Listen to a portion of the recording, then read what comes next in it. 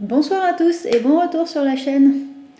Aujourd'hui, je voudrais vous parler d'une maladie dont j'ai découvert l'existence il y a assez peu de temps et qui s'appelle le syndrome de Munchausen par Internet. Alors, le syndrome de Munchausen, c'est peut-être un terme qui parle à certains d'entre vous comme étant le syndrome des simulateurs. Mais le fait qu'on y ajoute par Internet, ça signifie que c'est une maladie qui va surtout prendre place sur les réseaux sociaux. Face à nous tous, les followers, les internautes anonymes, qui vont se retrouver confrontés à la situation d'un individu qui va volontairement affecter sa santé. Pour bien comprendre le fonctionnement de ce symptôme, on va l'étudier au travers du cas d'une jeune femme canadienne qui s'appelle Kelly. Kelly va commencer à faire parler d'elle en 2014 lorsqu'elle va commencer à raconter sur ses réseaux sociaux ses problèmes de santé.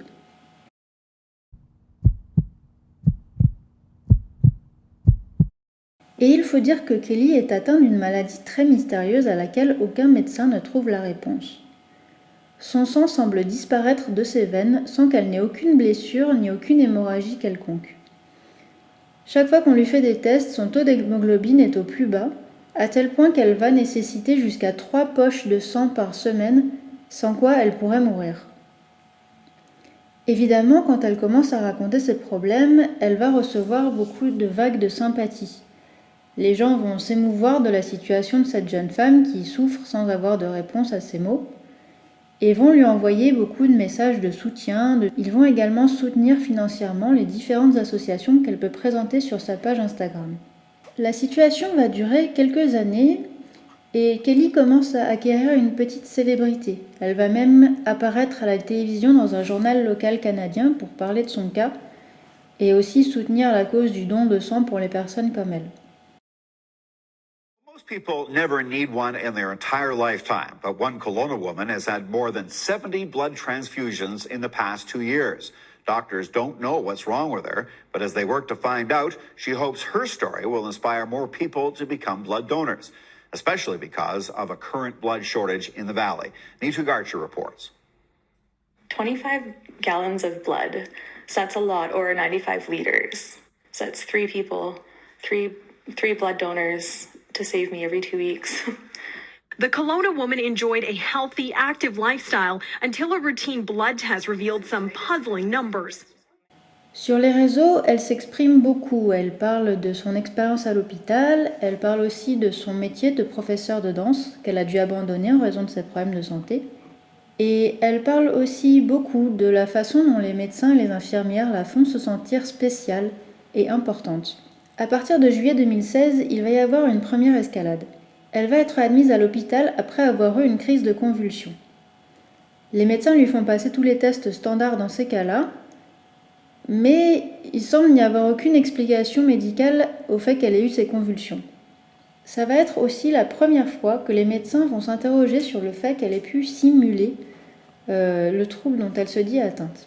Évidemment, face à ces accusations, Kelly est complètement scandalisée. Elle part en claquant la porte et elle va tout de suite se plaindre sur les réseaux sociaux, où ses followers vont bien sûr la soutenir.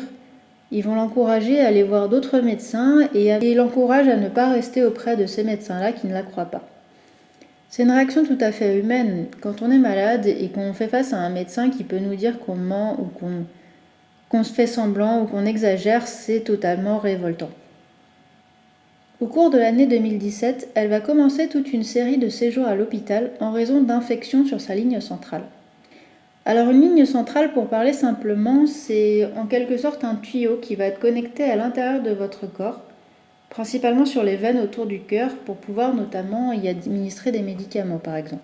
Et il va se passer quelque chose d'un peu particulier puisque au cours d'un de ces séjours, les médecins vont lui faire un prélèvement sanguin mais sans la prévenir pour pouvoir faire des tests alors qu'elle n'est pas au courant qu'elle doit subir ces tests. Et là, pour une raison totalement inconnue, ces résultats sont parfaitement normaux. Ces tests sanguins ne présentent aucune anomalie, en fait c'est les tests sanguins d'une personne qui est en parfaite santé. Et là ça va à nouveau faire tiquer la suspicion des médecins qui vont se demander dans quelle mesure est-ce que Kelly ne provoquerait pas elle-même l'anémie dont elle est victime.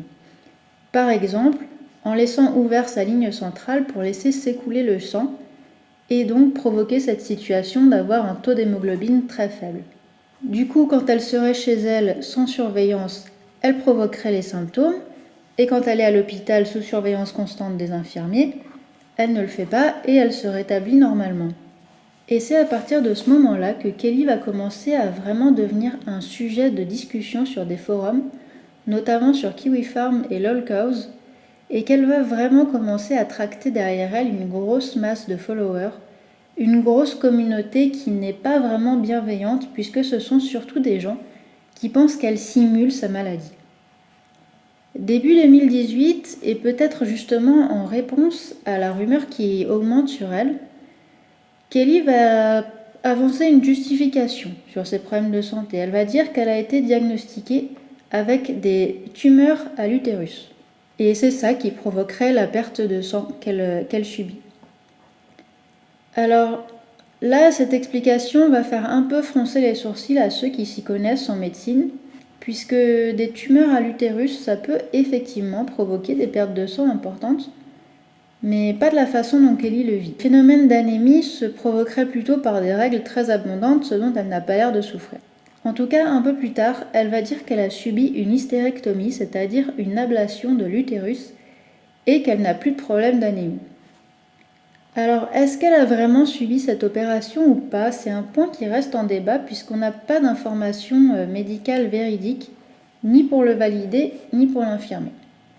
En tout cas, on tourne la page des problèmes sanguins et les médecins vont également lui retirer sa ligne centrale puisqu'elle n'en a plus besoin. Mais cependant, les problèmes de santé ne s'arrêtent pas là. Et on va entrer dans le deuxième chapitre de sa vie, celui pour lequel elle est la plus célèbre sur Internet, c'est-à-dire ses problèmes aux jambes.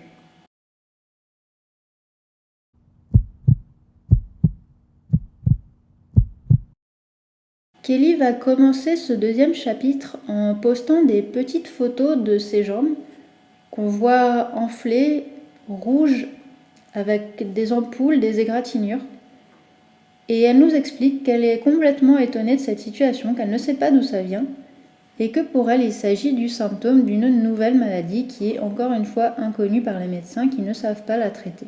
Alors elle se met beaucoup en scène dans ses photos. On la voit dans des positions dramatiques, un peu théâtralisées, un petit peu enfantines. On la voit bouder, on la voit avec des petits jouets autour d'elle ou en train de faire des mouvements de danse.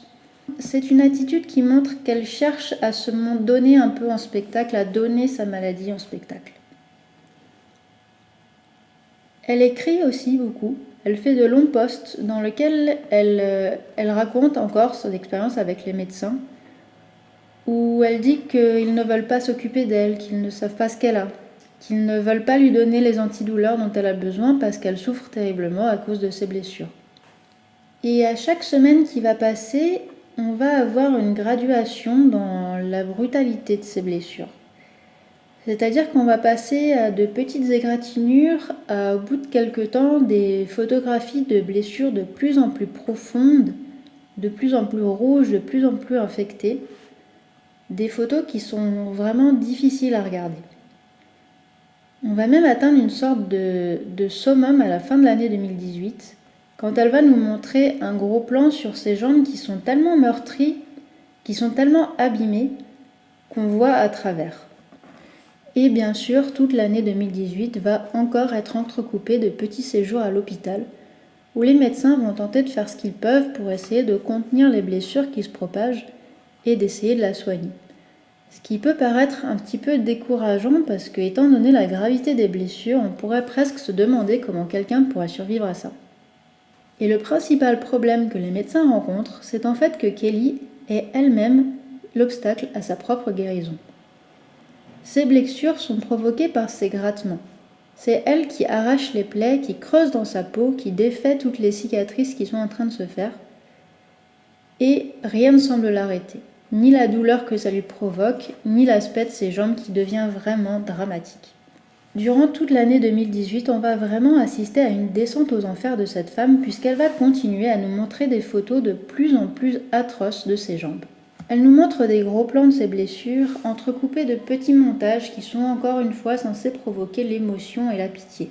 Et face à ça, elle reçoit des commentaires de plus en plus violents, de plus en plus haineux, Et ça va vraiment l'affecter parce qu'elle va beaucoup en parler sur ses posts Instagram. Et elle va également tenter d'une façon très maladroite de prendre sa défense sur les forums qui l'attaquent le plus, notamment en créant des faux comptes, en se faisant passer pour d'autres personnes qui viendraient à sa propre défense. Mais comme elle est très maladroite à l'exercice, elle se fait toujours démasquer et cette attitude provoque encore plus de haine parmi ses détracteurs. En fait, le seul moment où Kelly a l'air de se rétablir, c'est pendant les séjours en hôpital psychiatrique qu'elle fait contre son gré, puisque cette fois, comme elle est sous surveillance 24 heures sur 24, elle n'a tout simplement pas les moyens de se blesser elle-même, et ses blessures guérissent donc naturellement. Au début de l'année 2019, on a une nouvelle gradation. Les médecins commencent cette fois à s'inquiéter sur les dommages qu'elle a pu causer sur ses nerfs, puisqu'elle va commencer à dire qu'elle a du mal à marcher et qu'elle a commencé à perdre des sensations dans ses pieds. C'est aussi la première fois qu'elle va subir une greffe de peau, et on voit que cette opération semble la remplir un petit peu d'espoir. Elle a l'air plus énergique sur ses posts, comme si elle entrevoyait un petit peu l'espoir d'une guérison. Elle va aussi nous informer qu'elle a été diagnostiquée avec un syndrome de Beckett et que c'est ça qui provoque les blessures sur ses jambes. À cette époque, Kelly va aussi mentionner brièvement qu'elle a été diagnostiquée avec un trouble dissociatif de l'identité. Est-ce que c'est vrai ou pas? Encore une fois, difficile à savoir parce que vous commencez à voir maintenant que Kelly n'est pas une femme très fiable. En revanche, ce qui est vrai, c'est qu'elle a un vrai suivi psychiatrique maintenant. Et c'est d'ailleurs son psychiatre qui va se rendre compte le premier qu'elle a à nouveau commencé à attaquer ses jambes. Et elle a notamment commencé à arracher les sites de greffe. Donc encore une fois, retour à l'hôpital pour Kelly. Les médecins vont vraiment s'arracher les cheveux pour essayer de la protéger contre elle-même. Ils vont essayer de mettre en place des mesures pour l'empêcher d'enlever ses bandages, comme notamment écrire la date où ils l'ont fait dessus, le prendre en photo afin de pouvoir comparer si elle les a défaits et refaits chez elle, mais rien n'y fait. Le 18 juillet 2019, on va même atteindre une sorte de point culminant puisque Kelly nous fait cadeau d'une petite vidéo où on la voit arracher de sa jambe ce qui ressemble très fortement à un nerf.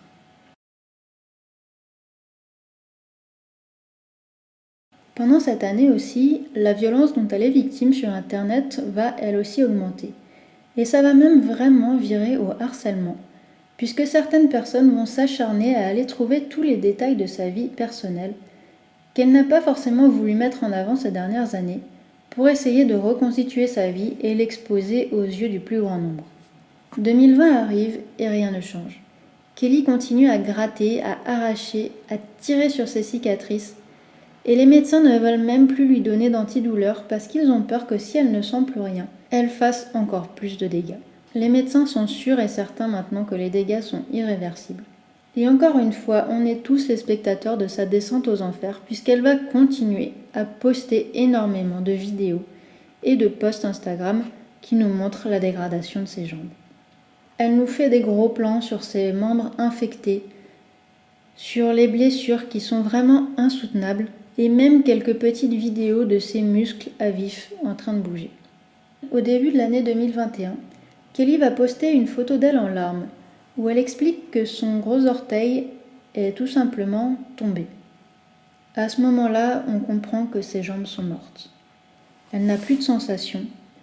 Elle n'a pas senti la blessure ni la gangrène qui a provoqué la chute de son orteil. Ses jambes sont devenues complètement inutilisables et au cours du mois de mai, la nouvelle tombe. La nouvelle qu'on redoutait tous mais qui en même temps semble tellement inévitable maintenant, c'est que si Kelly veut sauver sa vie, il va falloir procéder à une double amputation de ses jambes. Vous l'avez sûrement déjà compris, il n'y a aucune explication physique au syndrome que Kelly a rencontré. Le syndrome de Beckett qu'elle a accusé un moment ne provoque pas ce type de lésion. Mais s'il n'y a pas d'explication physique, il y en a en revanche une, psychologique, qu'on appelle le syndrome de Munchausen, officiellement appelé le trouble factice. Ce trouble est défini dans le CIM-10 comme la simulation répétée de symptômes sans objectif évident avec parfois automutilation dans le but de provoquer des signes ou des symptômes. Le DSM propose 3 critères diagnostiques. la production ou la simulation intentionnelle de symptômes physiques ou psychologiques, la motivation derrière ce comportement est l'adoption du rôle du malade, et enfin, on n'identifie pas de motif extérieur à ce comportement. Et pour savoir si Kelly rentre bien dans ces critères, il faut nous replonger dans son passé. On ne sait pas grand-chose sur la petite enfance de Kelly, mais elle a expliqué à de nombreuses reprises qu'elle se sentait toujours comparée à sa sœur jumelle Gina, et qu'elle avait le sentiment de ne pas pouvoir être sa propre personne, qu'elle était toujours seulement la moitié d'un duo. D'après ce qu'elle nous raconte ensuite, quand elle a 15 ans, elle va faire la rencontre d'un homme qui s'appelle Paul, avec qui elle va vivre une relation assez abusive, puisque selon ses dires, Paul va la frapper et également la forcer à se prostituer.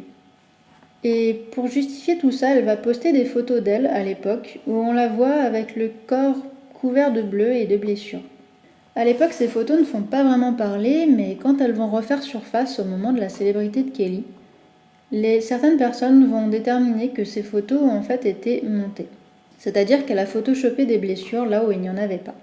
Alors, je ne suis pas du tout en train de dire que Kelly n'a pas vraiment été victime de violence, mais en tout cas, ce qui est certain, c'est que ce qu'elle a avancé comme des preuves n'en était pas. À cette époque également, elle va aussi dire qu'elle a souffert d'anorexie et d'automutilation.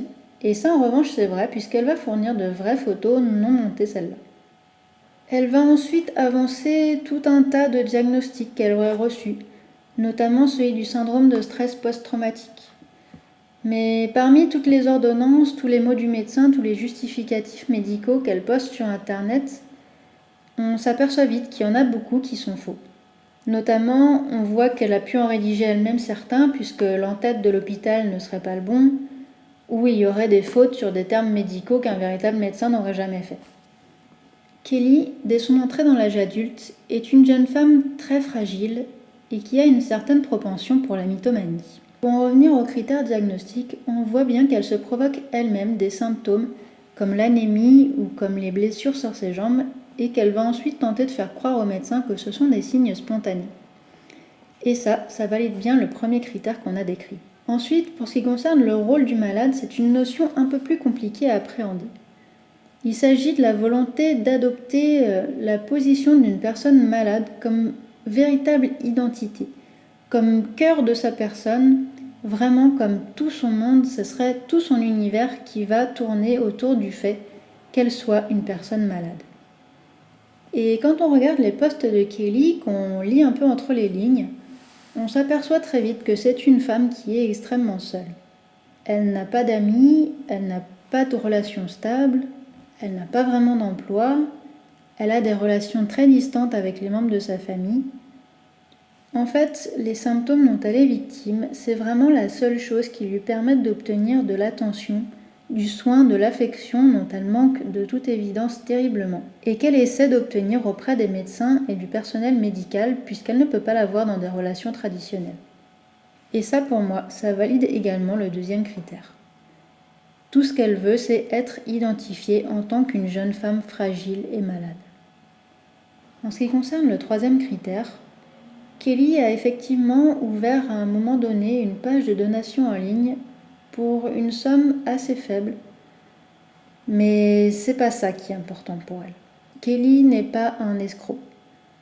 L'objectif de sa démarche, c'est pas d'obtenir de l'argent. C'est pas non plus d'obtenir des avantages sociaux, c'est pas non plus d'obtenir éventuellement des drogues sur ordonnance. Non. C'est une personne qui cherche avant tout à être reconnue comme une personne malade. Et c'est pour ça qu'on ne peut pas non plus l'associer à une personne hypocondriaque qui, elle, va vivre dans la peur de la maladie. Parce que Kelly recherche cet état, c'est ce qu'elle veut. Elle veut qu'on la reconnaisse comme étant une personne malade avant tout. Et donc à mes yeux, c'est pour ça que Kelly valide les 3 critères et qu'elle s'inscrit bien dans le syndrome factice. Alors évidemment, c'est très difficile de soigner un patient qui est atteint de ce trouble, puisque, comme on l'a déjà vu, la maladie, c'est toute son identité. Donc lui dire qu'il n'est pas malade et le mettre en face de sa simulation, ça serait absolument insupportable pour lui. Ça serait complètement nier son existence, renier tout l'univers qu'il s'est créé.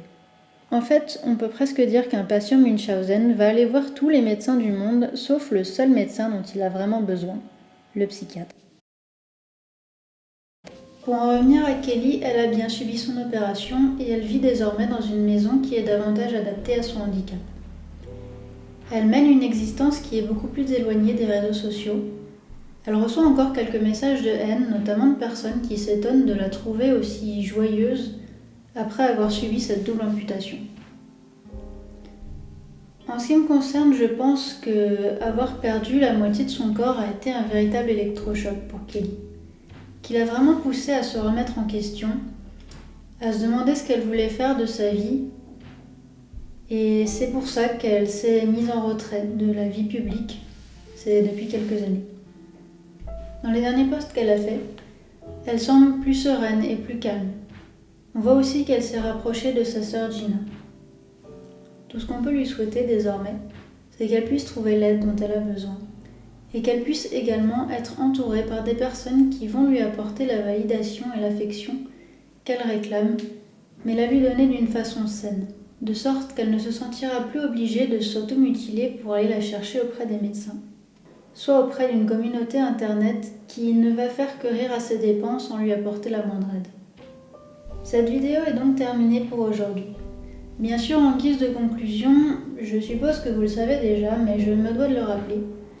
Je ne suis pas du tout là pour encourager qui que ce soit à aller voir Kelly et aller la chercher maintenant qu'elle a trouvé un certain semblant d'équilibre dans sa vie.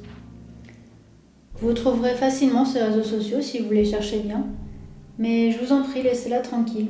Laissez-la se remettre de son terrible parcours de vie. Et laissez-la profiter de la nouvelle paix qu'elle a découverte. Quoi qu'il en soit, il n'y a absolument rien qui justifie la violence dont elle a été la victime, malgré toutes les erreurs qu'elle a elle-même commises. Je vous encourage donc à veiller les uns sur les autres et à faire attention aux personnes qui semblent en grande demande d'attention sur Internet. Il est facile de se moquer d'eux, mais parfois il y a énormément de souffrance derrière ce type de comportement.